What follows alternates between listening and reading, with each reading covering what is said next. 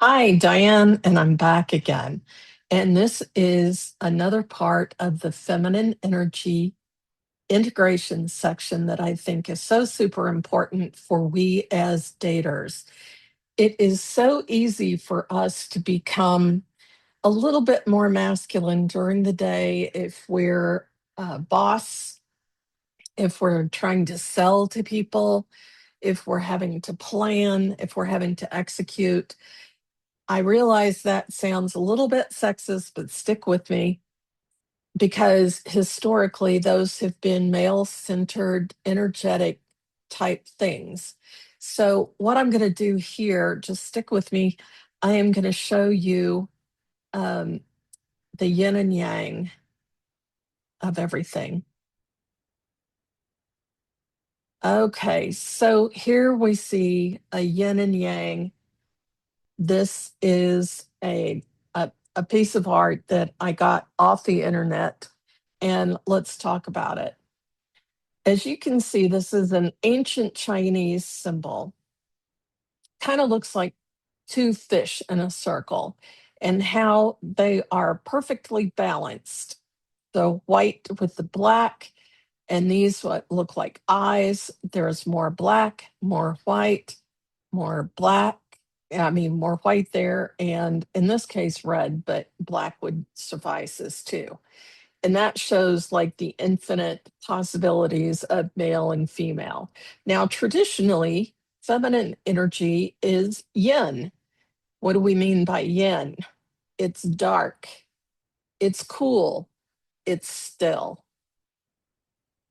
It's also receptive, it's yielding, it draws in. In other words, it's magnetic and it's being energy, not doing energy. Yang tends to be more masculine energy. It's light, bright, warm, it moves.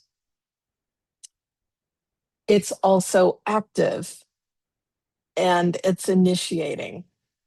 It pushes out and it's doing. Now, you can understand how during the day there are times when you need to be active. You can't just sit at your desk all day or sit on the couch all day. We know this because those are times when we take on more masculine energy. And that is not only fine, it's pretty much necessary in today's world. There are also times when we want to be we want to be magnetic. We want to be still. That's when we're in more female yin energy. You, as a woman, will be doing this in and out all day long. You'll be in your masculine, then switch over to your feminine, and vice versa. This will go on quite a bit all day long. If you're closing a deal, if you're running a crisis, if you're managing the household, that's all yang energy and it's necessary. You can't just sit there and wait for things to get done all day, especially if you're a single person.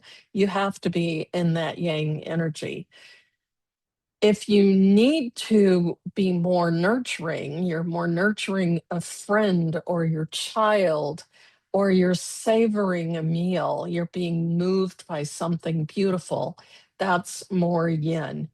Neither of those is neither of those is better. Neither of those are more important. They just are. And so we switch back and forth. Where it becomes uncomfortable is if we are in yang too much.